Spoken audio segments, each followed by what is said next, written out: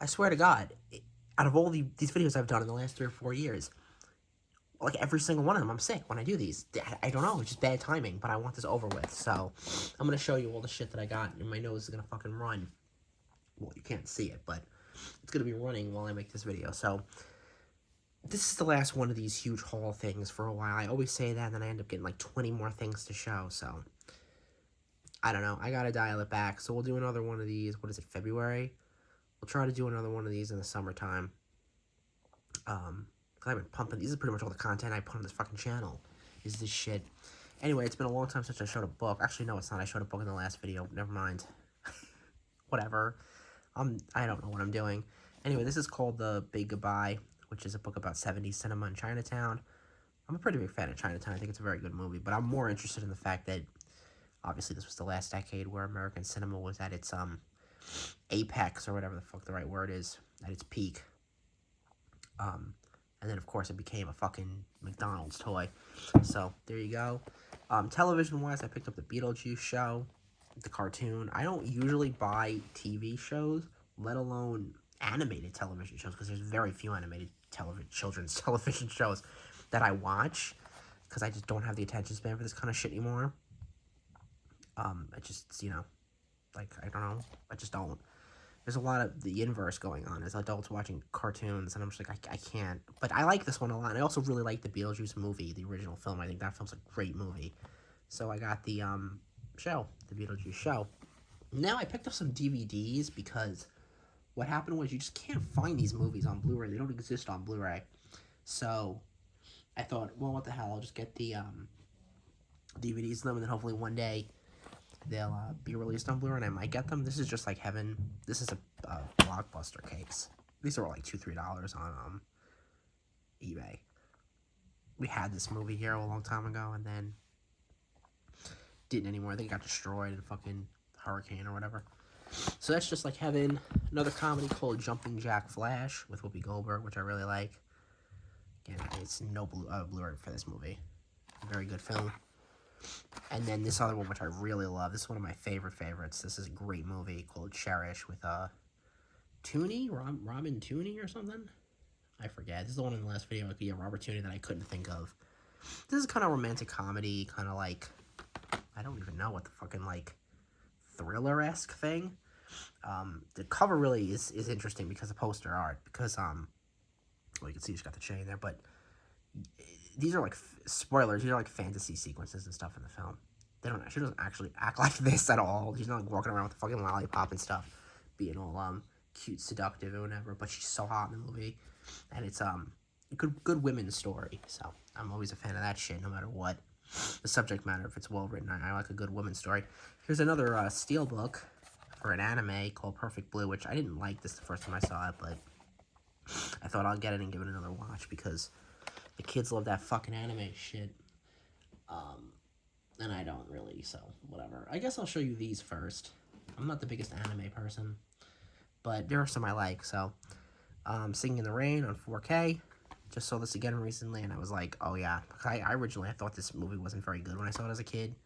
Ugh. I was a stupid kid with this kind of shit. I didn't watch cinema when I was a child. I watched fucking shit movies for babies.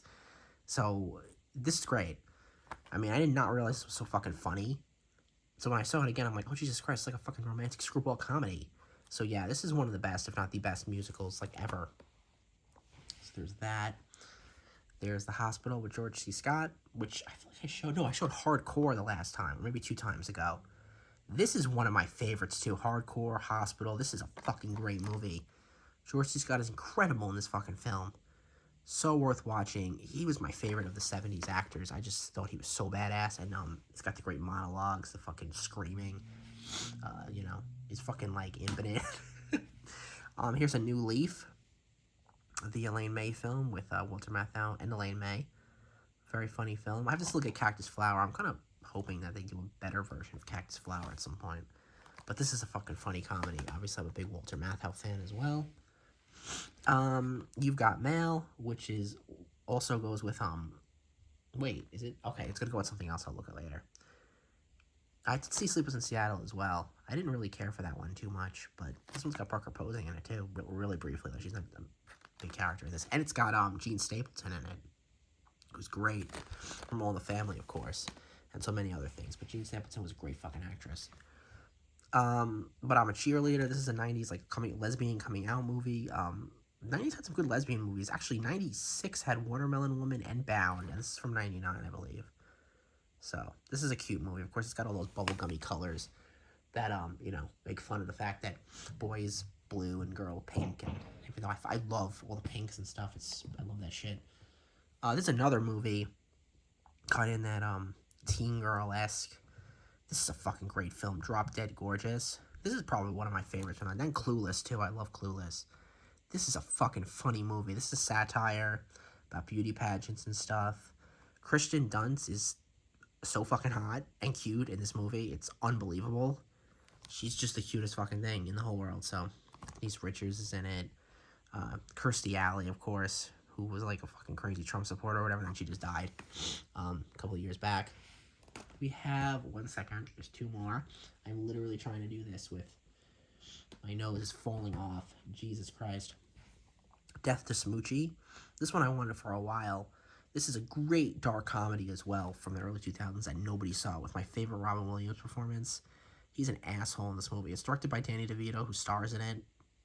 It's just disgusting. I don't even know how they got this movie made. It's so fucking offensive and so funny. So that's a great movie, Death to Smoochie. Oh my god, there's so much more.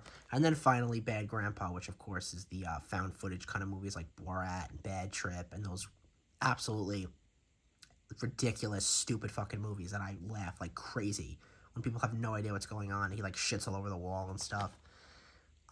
These kind of movies just open up that juvenile side that I don't really feel very much with things since I was a teenager, but if I watch these kind of movies, I don't know, I just fucking laugh. Or Family Guy or something, that still makes me laugh. It's got to be, like, a certain type of juvenile shit, and then I just laugh hysterically. So, anyway, let's take a look at the ones that are in the more boutique kind of case thing. Well, whatever.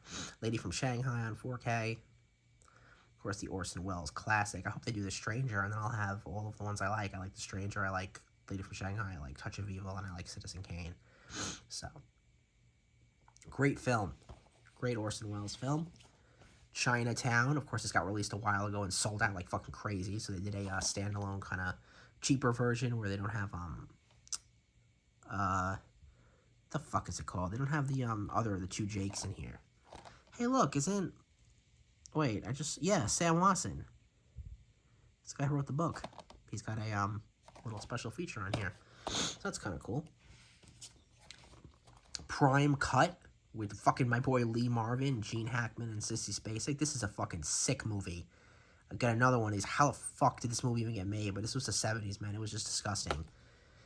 They have literal women in this movie, or like cattle. Like a slave trade, where they're like literally in the pens with fucking cows. It's just fucking so weird. And Lee Marvin's so fucking badass. And Sissy Spacek is basically nude. Great deal of the movie. And my taste is so weird, because I go from, like, women's pictures to, like, this shit. I really just like all kinds of movies.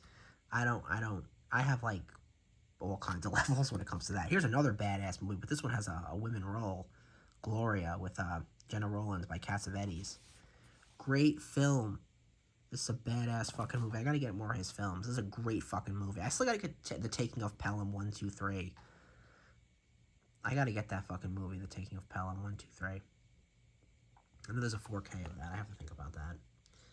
But that's a great fucking movie, too. But this is great, so. Alright, two more, and then we're fucking done.